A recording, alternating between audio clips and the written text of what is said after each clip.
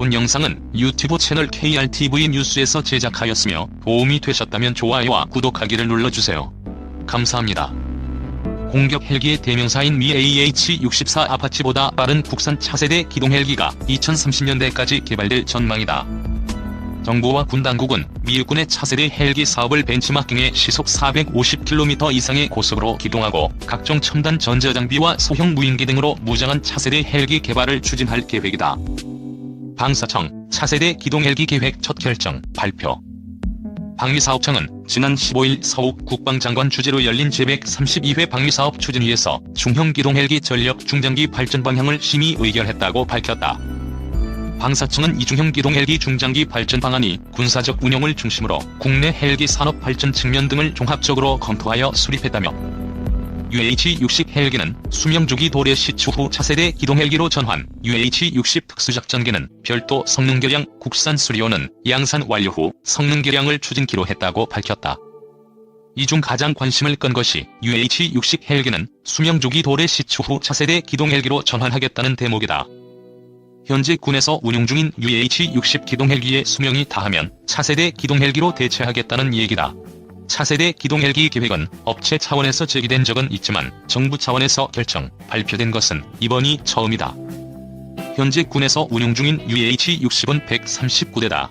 1990년대에 도입된 UH-60이 노후화함에 따라 군에선 2013년 이후 성능 개량 사업을 추진했지만 계속 지연됐고 사업 비용이 계속 올라 1조 원을 훨씬 넘게 됐다.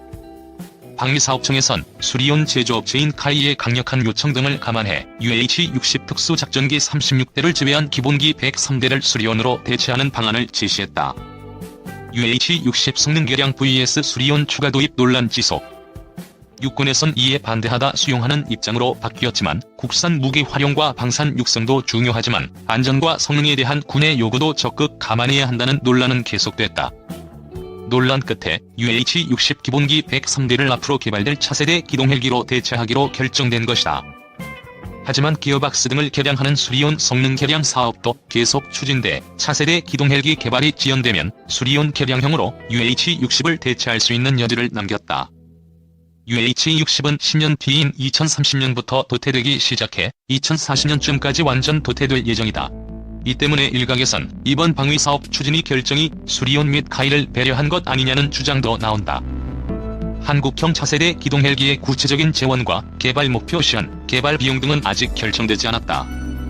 정부 소식통은 이번 방위사업 추진위 결정을 토대로 이제부터 구체적인 그림을 그려가야 할 상황이라고 전했다.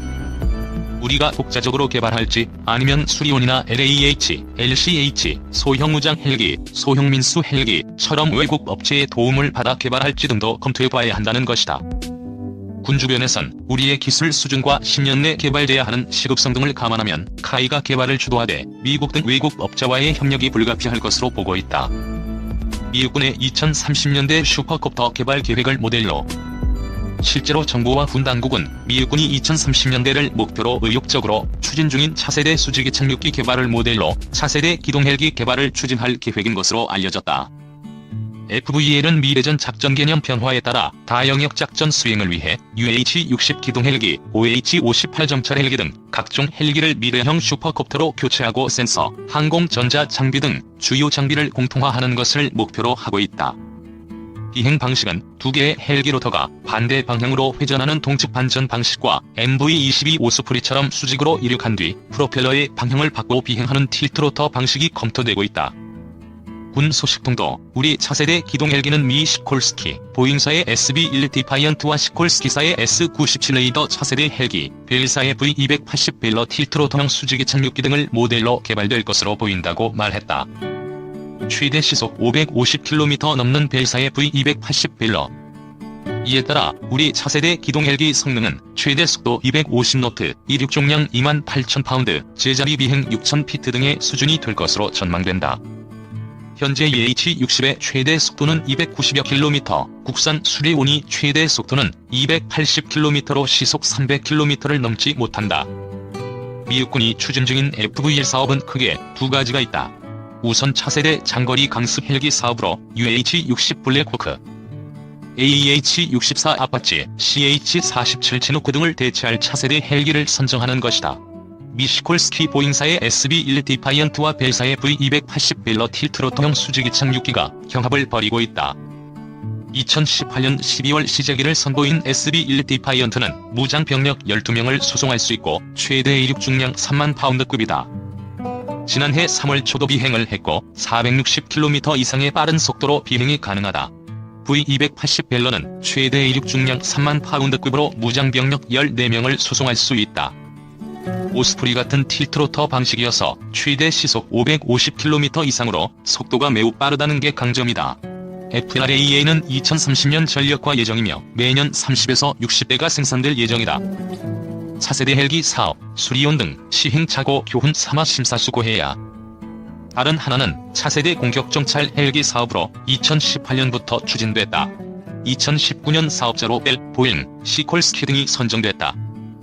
시콜스키의 S-97 레이더는 두 개 로터가 반대 방향으로 회전하는 동측 반전 방식으로 비행하며 최대 시속은 440여 킬로미터다. 최대 8명의 병력이 탑승할 수 있고 기관포와 로켓탄으로 무장하고 있다.